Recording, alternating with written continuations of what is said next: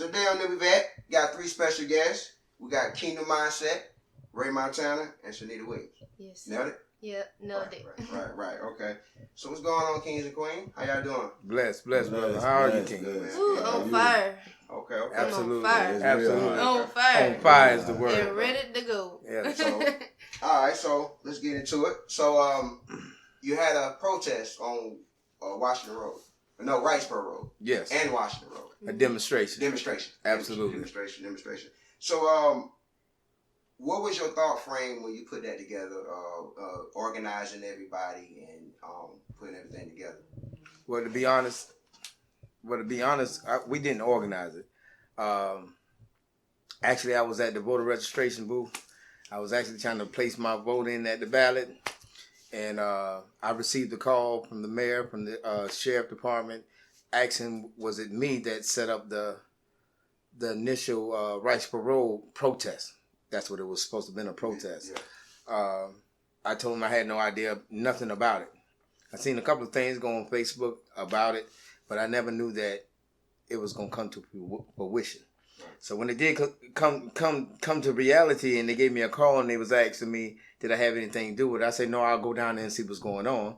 Because, of course, we want some order and we want some peace or whatever we're doing. Because we already a target. We don't need no extra, nothing being targeted from the police department towards us, and especially in Augusta. Right. So when I arrived at Kroger's, I seen the news station, Fox 54, Channel 12, Channel 6 News. They was all out there, and they was asking me once again, was it me that organized this protest? I said I have no idea what's going on. I'm trying to find the lead person. At that time, it was somebody speaking as if he was the leader, but he was just congregating with everybody, and he was just letting his voice be heard, which we all need to learn to do. Right. So after he spoke and I introduced myself, he told me he knew exactly who I was and that he was not the original organizer for the event. He heard about it and he wanted to come out and voice his voice. And he was a strong young man. I haven't seen him since then. I would hope that he will see this and come holler at me because he was definitely strong. But I took the opportunity to actually lead it, to give it some structure, to make sure it was no violence, no intent. It was some of our local gang members. They came up there. A lot of people, when they seen the local gang members come up there, they thought they came up there for trouble. But in actuality, there was other notes that came up saying on Facebook saying that there was going to be some agitators come up there and blow up the mall or burn up Kroger's and things of that nature. Then the actual local gang leaders actually got their gang members to come up there to protect us. So when they found out that Ray Montana was up there and that we was up there, and they know I'm all about the people. So the gang members actually came up there to protect us and not harm none of us because we all united. That's powerful, man. Definitely. That's powerful. Definitely. Yeah, that's powerful, man. So, do y'all have any problems with any police or anybody? Oh, no, definitely don't have any problems. We're brothers from the street. Of course, we're products of our environment, but we came back to clean up what brothers like us messed up. So if the police give us an issue, then there will be an issue. Right. Because if we out here trying to fight and risk our lives every day and y'all giving us a problem, then we really have a problem. Mm-hmm. But thank God in Augusta, our sheriff and the police department, they work with our organizations to make sure that we have these peaceful protesters or these peaceful demonstrations, in which I like to call, because I refuse to do a protest or a march. Right. And that's not what I'm going to call it. I'm going to call it a demonstration. I'm going to give it a demonstration of power, a true black power. Right. See, a lot of people, that's a good, I'm glad that you say that, because a lot of people, they get it confused between a march and a protest. Absolutely. And like what's the difference between the two? Well, to me, a march and a protest, they have similarities, but a protest is when you, for decades, man, the marches and the protesters that I've seen throughout history, they singing sad church songs in the middle of the road, and they praying to a God with no works behind it. Right. You praying to a God or a Jesus with no works behind it. I don't see how that would be effective in our community. Right. So just standing out there and marching up and down the street with no demands or no prosperity to develop growth or where we come from or what we're suffering from or what the issues that we need to place on the table. If we out there just marching for nothing, I'm not going to involve myself. Mm-hmm. So when we started these marches, my thing was to make some demands. Right. If we got this much attention, now we have national attention. We've been on every news station there is. Even CNN News. I've been on CNN News 3, 4, 5 times. So if we get national exposure like that, this is the time to make demands, especially during a local election, especially during a national election. We need to apply pressure where pressure needs to be applied and make sure we vote the right people in. Mm-hmm. And at this point, we got to make our voice be our vote. Right. And our vote be our voice. Because that, even though they might rig it up, ain't no telling, but we got to show the initiative that we have went out there collectively together. Like even in our city now, we're organizing a demonstration to the polls. In each district, say we got 7 districts. Everybody, wherever their voting poll is, everybody in that surrounding community, we finna march them to the poll. We finna give a powerful demonstration of unity to that poll. We're gonna organize us. We're gonna come out there and we're gonna go to that polls. And I even want people to vote that even think they can't vote. If you got a driving license or a personal ID, a Georgia ID, I need you to mash that button. Right. So do they have where felons can vote now? Or are they yes, felons can vote. Felons can vote. A lot of felons can vote and don't know they can vote. Yeah. At least try it. Right. At least try it. If you got a driver's license, go in there and vote. Whether they mark you absentee or whether they mark you out or whatever, at least you went in there and did it. You took a step. Right. And our next step after that is get a lot of these brothers expunged. And a lot of people don't even know that they have been automatically expunged concerning trying to get their rights back. And all they got to do go sign the documentation. Right. It's just as simple as that. But a lot of people are not educated on those things. And those are things that we got to come back to our community and educate our brothers and sisters on. Yeah. Right. So that's another thing. Why is it like when it comes to trying to get us to unite as a black race? Why is there so much division between us? Answer that, Brother Solomon. Man, it starts at home, but before that, when we was unified, they come in and broke us up in the home. See, the eyes and the ears, the gateway to one soul. One soul is what makes you react on something, but it starts with the mindset. If you meditate too long, meditating is not bad. It's just what you're meditating on. So when we listen to this music, yeah, we can vibe with TV shows, certain things. It's poison in our spirit, don't realize it. We hating the next brother next to us because of a flag, or we hate the next brother or sister because 2 blocks down the road, probably something petty. But it's been programmed in the mindset. So with the reversal of the mindset, we'll be able to come together. But we can't get respect from these wicked government officials if we don't respect ourselves. They laughing at us. How we want respect when we tearing down our stuff? Absolutely. How you want respect when any little thing we calling our sisters, our queens, bitches, or trumping the next brother off because he don't know what you know, and it's when he's leaning on you for a little extra guidance, you taking it as an opportunity to manipulate your brother instead of building your brother. Right. So it's got to start within us, the community. But it's got to start at the change of the mindset, and that starts with one really examining themselves, being real with themselves. Am I doing something wrong? Okay, if I'm really about it, when I hear the next brother talking about going and hit a lick on another op or something, are you going to tell them, listen, bro, why? What? Are you worried about being cool? Or you worried about being the outcast? It's enough of that. Right. Who's willing to take the stand in the leadership? Somebody got to put their life on the line. The other brothers did it. Right. And this brother's been showing demonstration after demonstration after demonstration. And I'm here to part with them, get with them, walk with these staffs in leadership, willing to take that stand. You take my life, take mine. Don't touch them. The people don't know no better. I know better. You want to take somebody, take me, because they're going to have an opportunity. And that's the mindset we got to have for one another. We got to love and respect one another. Be willing to talk to one another about differences. Right. Stop allowing the mindset to confuse you about a situation. Because without having knowledge, without understanding, destroys the mind. Have you all over the spot, all over the place. But when you can talk to a brother, because energy going to pop up. But it's all about getting understanding of what type of energy. Like people will say I'm rah, but they don't know that's compassion. Absolutely. Right. They care for the people, the souls. Really. Doing stuff and demonstrating by example. Not raising my hand. Anybody can raise their hand. Oh, Black Lives Matter. Yeah, we with it. Now it started to talk by example. Changing laws. Being a demonstration. Actions speak louder than words. Absolutely. It's time to stop talking. Right. Either we gonna be with it or we ain't. Right. And anybody who's not trying to be with it, God bless you, but you got to get out the way. Please do. Because no poison can come in and disrupt what this is going. This is bigger than a movement. It's Black Lives Matter because we're the target. Right. But understanding who we are, I better understand why we're the target. Right. You feel what I'm saying? We're the first chosen creation. Right. We're the first chosen. It's been distorted throughout the years, but we bringing everything back home. Because them folks know who we are. Right. 144. 144. We these end time leaders. That's gonna set us and bring us back. Not you saying this is a part of Augusta, the CSRA right here. But the Most High, the Creator, got us in everywhere. Everybody doing their initial parts. And guess what he said? In those times, I'm gonna bring my sheep. He gonna use the shepherds.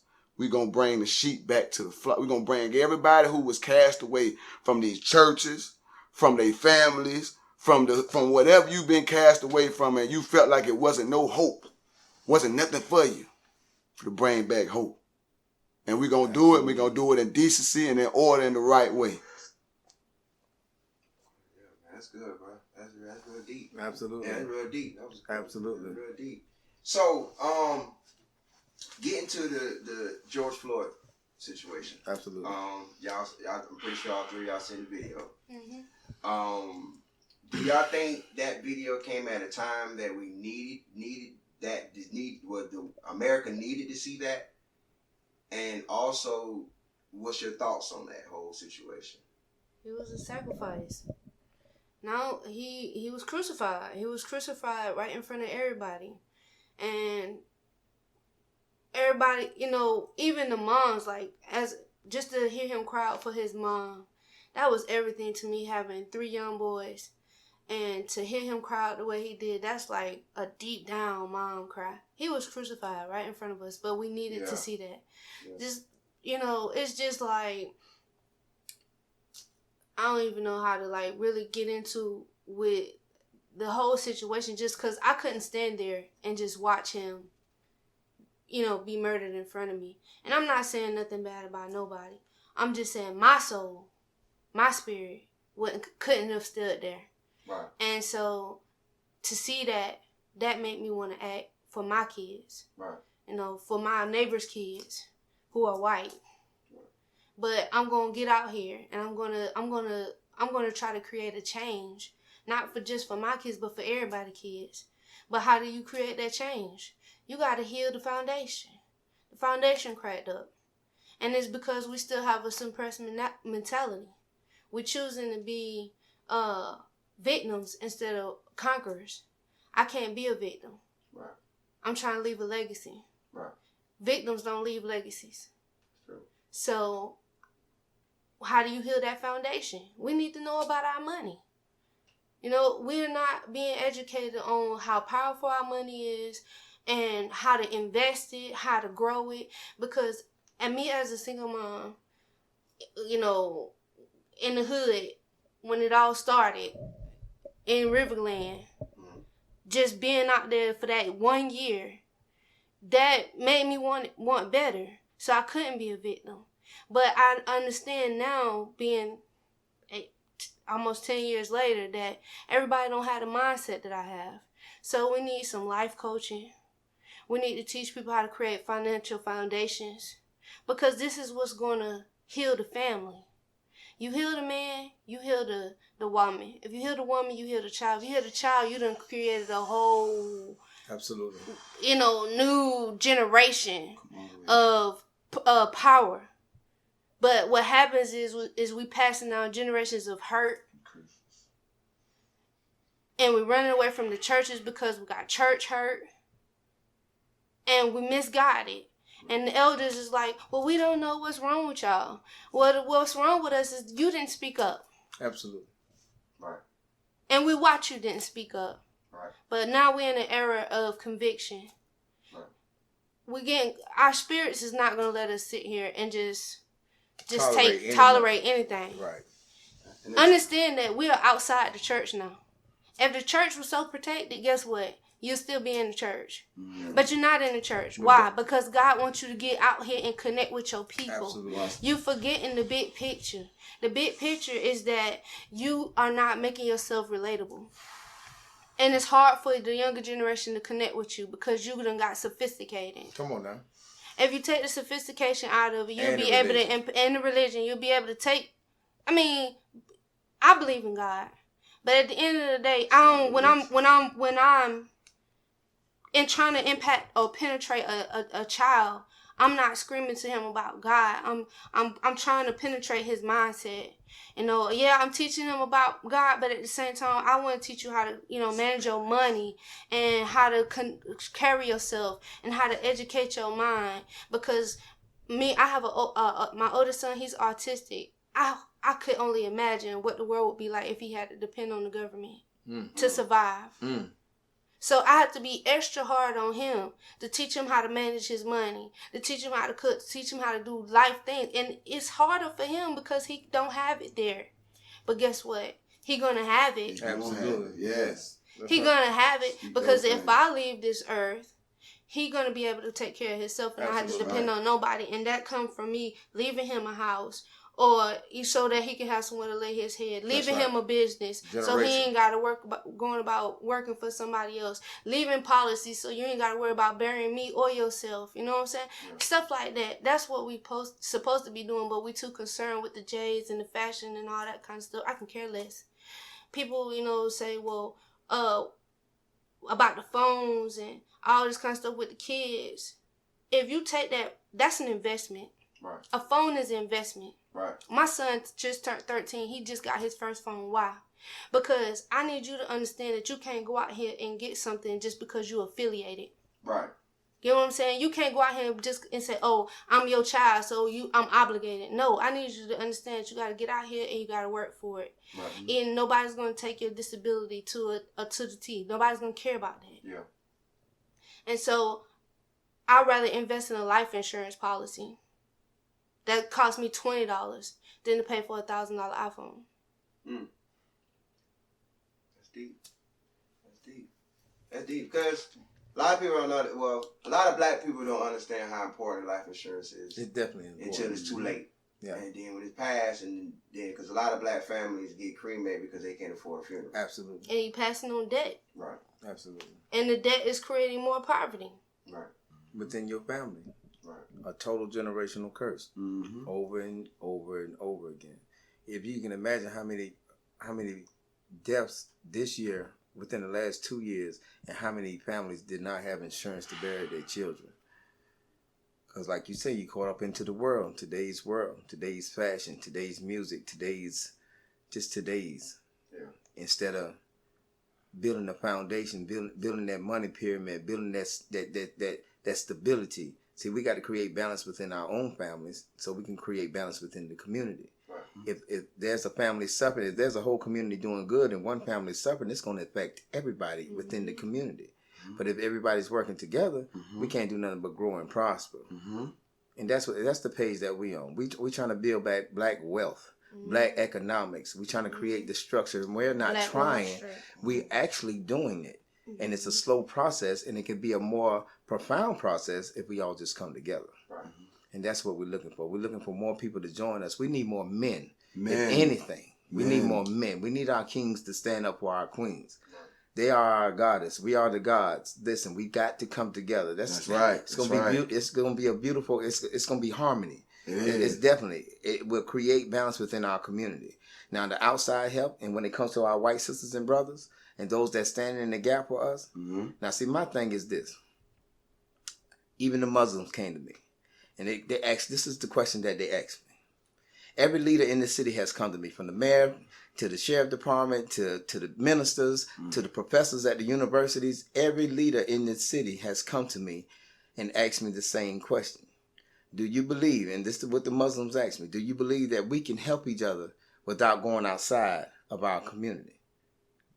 I'm asking y'all the same question. Do y'all believe that we can help each other without going outside of our community? I think with that question, I think it goes two ways. for one, I think in order for us as a black community, we have to get ourselves in check first. Absolutely. In order for us, because we had this conversation the other day, and we was like, because there are black, whites, and Mexicans, and everybody out there actually rooting for the black community. Absolutely. I've never seen it before. I don't think the nations have. I've never seen it before. Absolutely. So it's new. It's a beautiful thing where everybody can unite, but I just hate that it had to come to a salute. Somebody getting something maliciously a malicious act that bring us to this this point. Yeah, and it's like even with going back to the George Floyd thing. Like I was trying to explain to them, it wasn't the fact that people are rioting and protesting on George Floyd's name. Yes. It's just the body count that led up to George Floyd. Absolutely. You know what I'm saying? The sick and tired of being sick and tired. Enough is enough. Yeah. Enough is enough. And that's what we labeled all the protests. Enough is enough. Right. Yeah. Right. So, how did y'all feel about, because y'all did a great job down here on the protests. Absolutely. Yeah, that was that was real good. Absolutely. What do y'all think about what happened in Atlanta? Like, it happened maybe a week after y'all, or a couple of days after y'all. The fire, the rioting, blocking the I-85. Well, I was there. And I went up there because I wanted to see for my own self. And people were hurt. Absolutely. They were upset. I had filmed some owners were out there, some store owners were out there standing on the front line trying to protect their shops and putting signs in their windows saying, this is a black-owned business. That's sad. Yeah, but people respected it. Now, you got one idiot or one fool might have just, tapped it just because. But people respected it because the next shop over next to him was destroyed. And they was running in his store while he was in the store. And he had to threaten to shoot them. So I just saw the pain, the anger.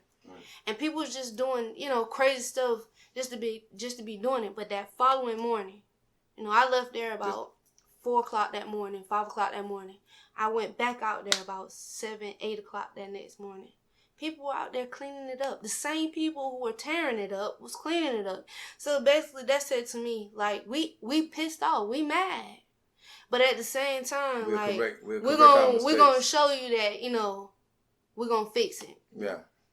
So I saw the CNN building where, they bust windows out and stuff like that. But I also got footage of people, cleaning it up, sweeping up the glass, trying to put windows back in. Just regular citizens. Regular citizens actually putting boards up to, keep looters out and stuff like that. So it was different, but at the same time, I understand people are hurt. I was hurt. I'm hurt.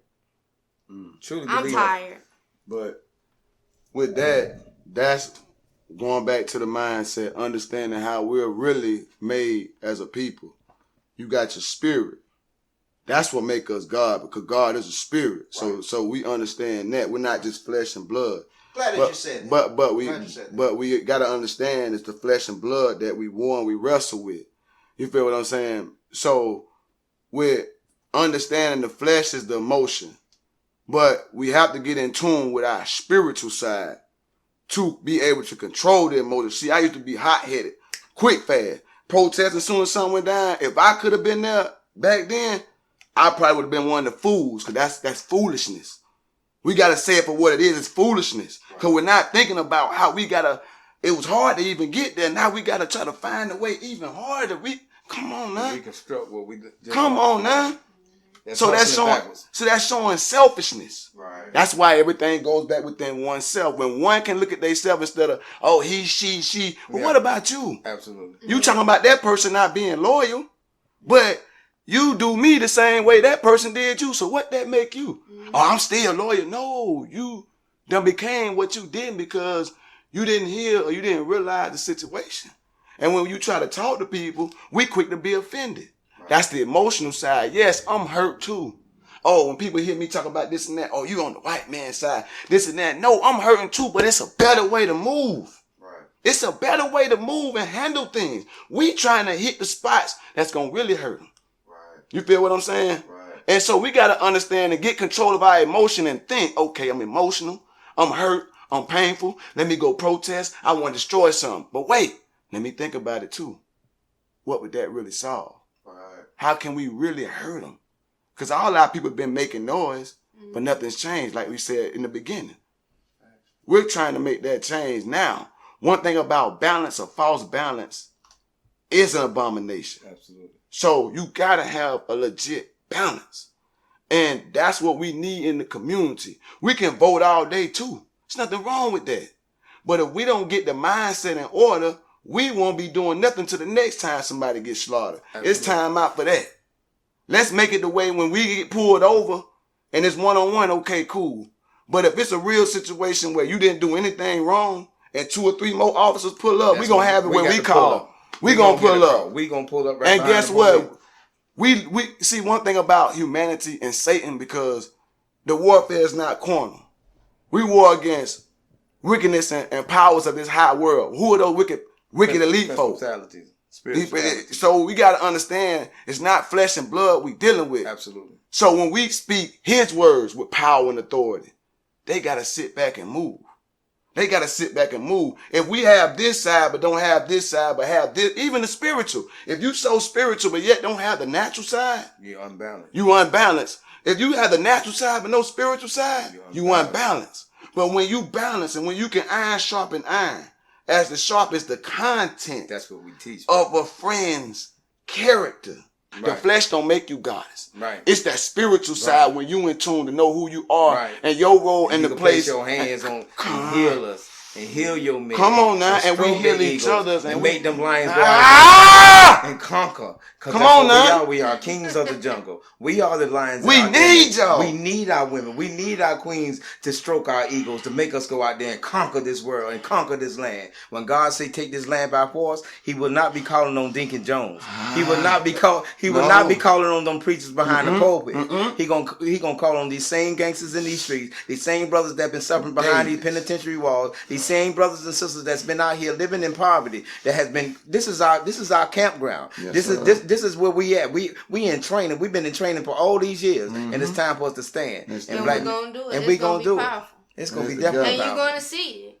And not locally. And not all over. Not locally. This is nationwide. All over the world. We just live here. You know what I'm saying? We just passing through. We give balance to the earth. Ambassadors. Come on now. On behalf of the spiritual kingdom of mindset, we're ambassadors here. That's one of my other names, ambassadors. Because we're an ambassador, somebody who speaks on behalf of the land and the people. So we're speaking on behalf, we his spokesperson. So when we talk, better listen. They have no choice but to listen. I'm telling you. They have no choice but and this is a warning, because warning come before destruction from the spirit of the living God who created everything. You touch one of his anointings. You touch one of his prophets, it's over. You gonna die. You gonna die. And this is a fair warning. And we ain't gonna have to touch We don't have to lift We don't have to lift a finger, because vengeance is mine, says the Lord. We ain't got to lift a finger. We don't have to resort to the violence. But if we do, if we have to stand our ground, we will stand our ground. That's right, because that's a balance. And see, and that's another thing that they fearing. They fearing that we organize. When we went into Columbia County, and we went out there, and we had our armed men. We got 25 to 50 armed men that's licensed to carry. When they see us coming, and these boys got these big choppers on the side of them, and the sheriff walk up to them, and they ask them, do they got any license to carry that? And they spitting out them numbers. And they organize, and they come into a salute, and then they come in and they left flank and they right flank all. They're afraid of that. They're afraid of that. We here to protect our people. We're not here to cause any problems. But we will not submit, and we shall resist. And the one thing now, how to resist, we got to learn how to resist. And the only way to resist is to get educated. That's and right. The only way to beat the laws, to use the law, what they written as law, and use it against them. That's right. And once we do that, and any laws that we don't like, we're going to take them laws and take them before the agenda, and we're going to talk to our state legislators. We're going to apply precedent and make sure that these laws and policies and criminal sanctions be placed upon the people that protect us, that took the oath to protect us, and that's not protecting us and actually out here committing malicious acts towards us, especially us blacks in our community. And enough is enough, and we will not stand for it. That's it. That's it. I'll risk my freedom to keep the next man breathing. I'll risk my life to make sure the next man's life be saved. So when you see us coming, that's right. When you see us coming and our chest standing up bold and our heads lifted up high, you're going to know that we got some training. And you're going to try to figure out where we coming from and who we are. You're going to notice us when you see us, and you're going to respect us as kings and queens in this city and across this nation. That's right. It's black power, baby. It's coming, and we here. We have arrived, and it shall be televised. And we ain't going nowhere. So you might as well go and get your popcorn. Go on, get your television ready. Or just unite in general. Just unite. Absolutely. Come together as one. That's I'm what we working on need. that right now. Reach out to me.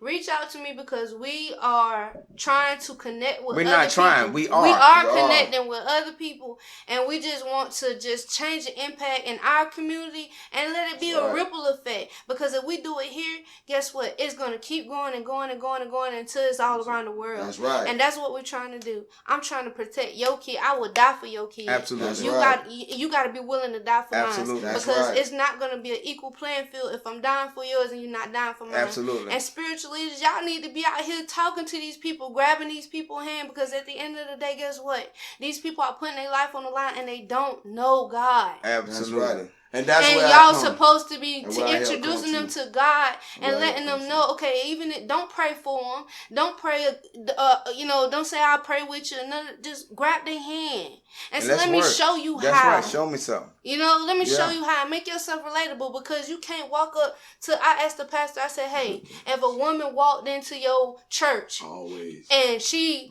dealing with the fact that she had a kid out of a rape or a molestation, and she come in your church because her kids, she doing the best she can. Her kids got on high water pants about to touch their knees, and they all smell like pee. You can smell them before you can see them. But guess what? Are you gonna walk up to her? Are you gonna say, "Can I help? Can I pray for you?" Or "God still love you"? Are you gonna say that to her? No, you're not. No, you're not. You're gonna throw judgment. So get out here and be willing to sacrifice your life for each other, because that's what's going to create the change. And don't come saying that you're going to do it. You got to be, don't speak it, do it. Absolutely. Use your platform, your businesses, whatever you can use to help the next person. Absolutely. And see, it goes back to having understanding. And see, we've been chasing the wrong thing for so long. After what they got, money, cars, clothes, and all that, but they're unhappy. We can't see that. Mm-hmm. See, them African proverbs, what they call them, which is the proverb from the Hebrew to the Aramaic, it says it's better to get understanding than silver, knowledge than gold. See, when you get that, when you get understanding of something, when you get understanding, you're now able to create and move. See, Christ and the word say to go out. See, it's a lot of false prophets and false teachers. See, the real disciples was out amongst the people.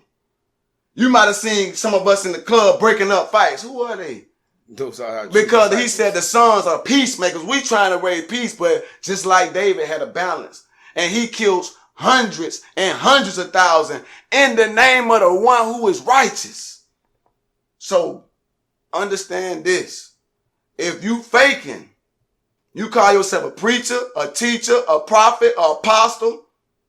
Right now, judgment has started in the body of Christ. Or if you say whatever, Israelite, whatever the case, he has started. And he's moving, separating the wheat and the tare. The wheat is of him. The tare don't belong. Absolutely. So y'all are being exposed. I'm one of them shepherds too. You talking about a prophet, an apostle. When I speak, not my words. His words is coming to pass. So to all the preachers in Augusta, in America, all around the world, you playing, you robbing God's people. You didn't know that. The Jewish over there, that's not God's people. You robbing his people right here. Them same people that come in, like she said, I had a situation, I talked to two pastors, they put me out their church. They put me out their church because I asked them. I said, okay, you big on tithing and offering, right? All right. You got a young lady with 4, 5 children. Between paying tithing, which you want her to do, and paying the bill and putting some food in her mouth, what would you tell her? I just want to see what he was going to say. Man, the Bible say, when you give, you will get blessed. So I'm going to tell her, I said, you know what, brother? To both of y'all gentlemen, y'all have a blessed day. Because that right there, that has never been, you hungry? You supposed to be the leadership. Y'all the reasons why people don't even want to come to church and even pray. And that's what we need, prayer. Speak. We need prayer and healing. We got to heal the spiritual too, not just the financial side. Because if we don't, like, for example, we cry about what the white community got. But when you put something in the black community, we ain't taught the black community how to take care of what we get. So we got to learn to take care of what we get. That's why I'm saying these people laughing at us, but we ain't making no demands. Come on now. Come on, man. They laughing at us, man. Y'all sitting back there talking about what we ain't got. What? I wouldn't want to give it to nobody who I know ain't going to take care of something. Exactly. And that's just real talk. It ain't no he with the white people. Black. I'm with anything that's righteous, and I shun all evil. Absolutely. I don't care what color skin you are. And y'all need to join us. Come on, join. Y'all need to join. Because this movement right here, if you don't join, I promise. If I call on you and you don't pick up, you're missing out. I'm telling you. You're missing out. We need you. This power is for real, I'm telling y'all, we need y'all. This power for real. We're strong. I'm glad you brought it up about the church, man, because it's a lot of mixed emotions when it comes to church. A lot of people don't actually go to church anymore, really. I mean, That's understandable. I mean, on the strength of it has a bad persona behind it. You know, it's actually a joke. A lot of people make a joke and a mockery of the church, and so they made a joke and a mockery of themselves also. Right. Exactly. So it's like. And I be trying to tell people, when you following something, if the preacher and all that's crooked, everything that he teaches that becomes crooked. Absolutely. You know what I'm saying? So what's y'all thoughts on like the churches and stuff? We are the church. Yeah. I don't mean to. You are the we church. are the church. We are the church. That's why I said it's crazy because of the false teachers. See, he said in the last days, the truth will be made a lie and the lie be made a truth.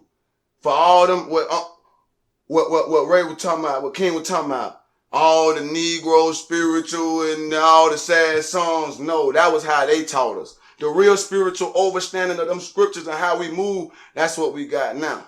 We go out into the world and we build, if you pay attention to them scriptures, where was the Messiah at? The same one that was hung on a tree, just like us. Yeah, he was a bronze skin color. Let's make that clear.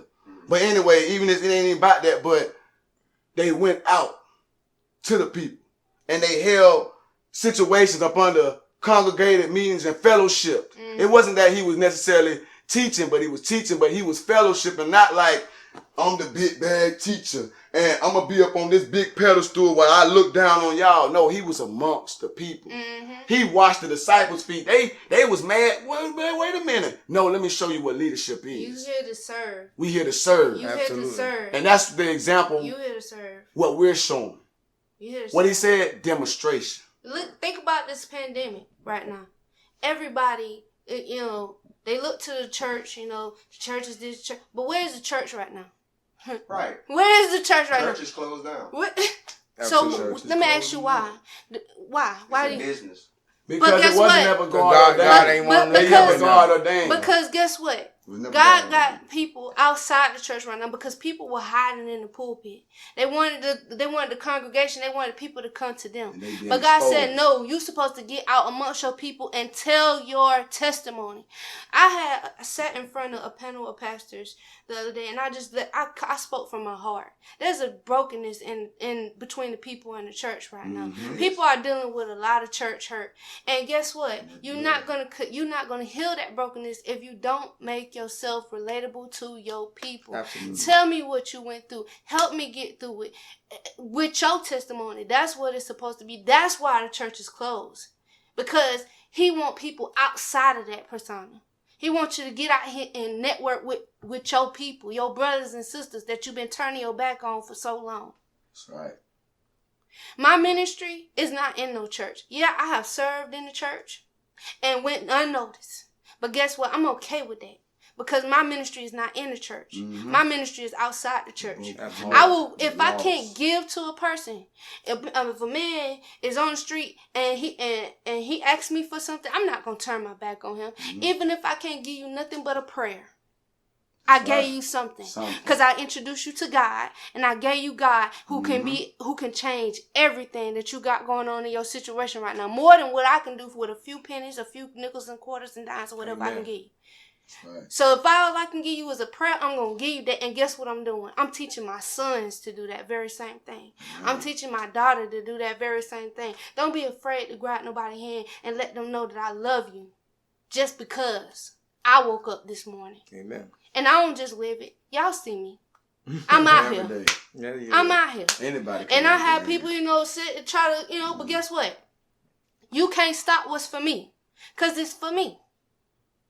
I had so many people come, Shanita, you changed. You ain't the same Shanita no more. Guess what? That's because I met God. Growth. That's right. And he changed my life. Amen. And I can speak things into existence. Amen.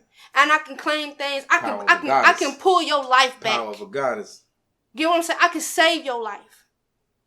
I done spoke life into people. Come on now. Get what I'm saying? So connect with me. Because I'm serious about this mission. That's Amen. right. I don't play. Like I said, I will put my life on the line. And that, I call it a G.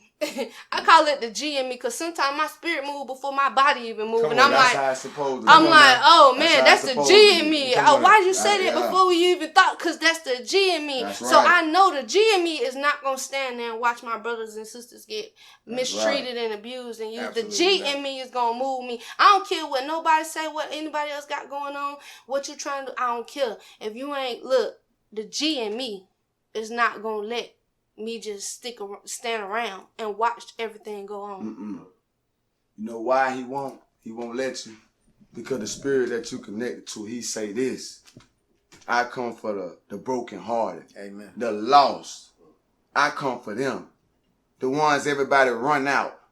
Like you said, somebody said it earlier about going into church. I done been in churches where before you get to the sanctuary, it's a bathroom. I might not have had a haircut, but I got a do-rag on, leg it down, because I'm trying to be presentable coming to church. The lady looking at, I know better. But the lady looking at me like I'm the scum of the earth, and I'm thinking about, Lord, what about how many sheep done came in here, Lord? And they ain't, this was their last point. And these folk looking at them crazy and turned them away. Discouragement. Come on now. Church has a criteria. And he said one thing about the Creator, he is not mocked. Whatsoever man sow, that shall he reap. So it's warning. Because one thing about it, I just want to say this and distinguish between the two. False prophets and false teachers, they live in churches. When you pay close attention to anything you read about any one of his disciples, they was always in the field. Come here. I'm going to teach you how to be a fisher of men. You can't fish inside the house. How you going to fish? And if the church supposed to be light, what do you think darkness going to come to light? For example, roaches. You don't see none when the light on. Light turn off, boom. Yeah, everywhere. You know what I'm saying? But as soon as you turn that light on, you going to see them. They're gonna flee. So if the world is darkness, come on We now, are in the the light. church, we got to go out We there are where the it's church. dark. We the light. But where's that fear come from? Because God is not a God Of fear. the spirit of fear, Come on. but of love, sound of. God is not a God of fear. He's a power, love, and a sound mind. Thank you, Lord. Let me say it correctly. Amen. So when you fear, you got to check your own salvation. Preachers, everybody, make sure that any type of fear you got, check your salvation. Because if you got any fear, you better get connected to the one that his perfect love, you don't see nothing but him. So what is it to fear? He has already conquered death. I don't fear death because after death is eternal. That eternal blessing that's not being taught in these churches. I want to talk to you. We want to talk to you. We want to let you know what the truth is because the truth has been distorted. But we finna bring it back because they said the first to be made last and the last to be made first. And the wealth of the wicked. That's why we say stay calm. That's why we be in a what? Demonstration. Because the wealth of the wicked is laid up for us. Yeah. Don't you know who the just are? When you learn that, you will understand to move smooth. You will understand to be calm, cool, and collected, and you will know when it's time to go to war. It's a process. Let's link up. So here's a question that some people might ask, like, how can we go about cleaning up the corrupted minds? What I mean by corrupted minds are the ones that do the violence, that do the black on black crime, that rob from our own kind, murder our own kind, take from our own kind. Well, you got to start with the younger generation. I didn't mean to cut you off, Good. But you gotta, it's like I said, it's the foundation is cracked up. And until we fix that foundation, you're going to continue to have broken men. So we got to start with the broken babies. and we gotta do some life coaching, and we gotta do some teaching them about finances and how to build credit and how to own your own home, and that's how we start, by coming together.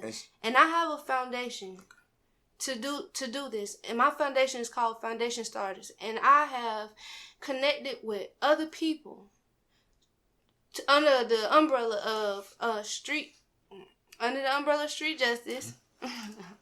And I want to connect and build like it's a puzzle. Take the broken pieces and put it together under one umbrella. But she's exactly right. But to fully answer your question about the people that actually doing the crimes, and how can we direct their energies into doing other positive things. Right. She is absolutely correct. The foundation starts with the children. But we got people, young adults, that suffer from CAT, in which I did. And CAT is criminal addictive thinking. We suffer from that. That's a sickness. That's something that we got to realize. And once you realize it's a sickness, then you can deal with it. Right. But until you realize it's a sickness, you're going to continue to do that because you think that's the only way to survive. Because that's all that you was taught. So you got to be humble. So being a product of our environment, exactly like this brother said, once you learn to become humble, you sit back and you analyze exactly what's going on within your community and within your home. Even at this time of having criminal addictive thinking, you're at a depressing state. Your mind is in depression. Talk to him. I was in depression. I just came out of a depression, a deep depression. And it affected my home, my family, my wife, my kids, my business, and everything. It affected everything that I was dealing with, not knowing that I was in that mindset because of having all the things on my shoulder and other people's issues on my shoulders. But it took me into a depressive state, dealing with my son that got killed, dealing with my son that's in jail looking at 3 life sentences and 400 years.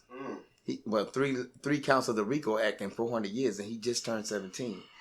So that led me into a depressive state. And us knowing that and other people seeing it, we got to acknowledge that we see that in others, because I didn't know it myself.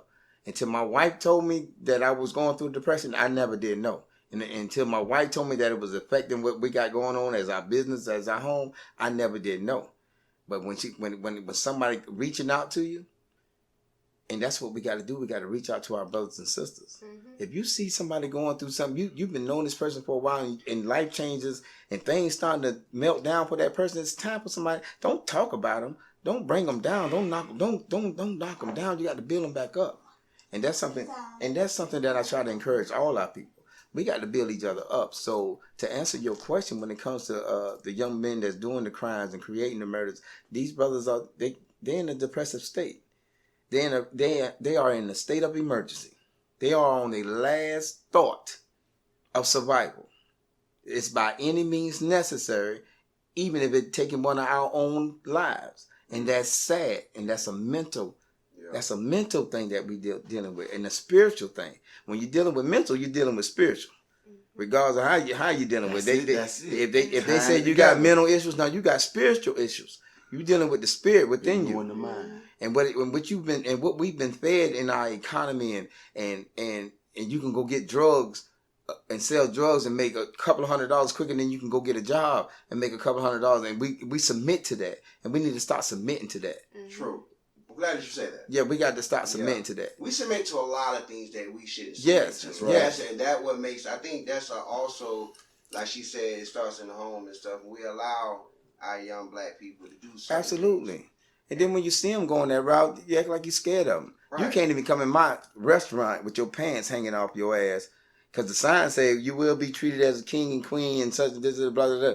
Pull your pants up or you will not be served.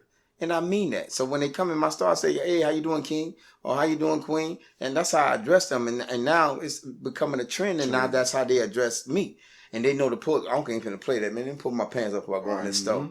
And you know, that's and I encourage all businesses, all public places. That's right. To put that on their door. That's order. You cannot be served in this public facility with your pants hanging down. Because we got to create that culture. We got to mold them. We got to actually just mold them like clay, bro. We got to do that. That's right, because I remember you growing up back in the day, because you ain't got the old big mamas no more. Like No, you definitely don't. So back in the day, like you can go to the neighborhood and they'll tell you, hey, pull your pants up. Right. Yes, ma'am. Right. Yes, ma'am. Yes, ma'am. Yeah, right. yes, ma'am. Yes, And ma'am. then you got some young brothers that want to kick back at you. Right. I'm grown. Who you? But I straighten them right then and there. But I straighten them by being humble with respect. I don't bring them out of character.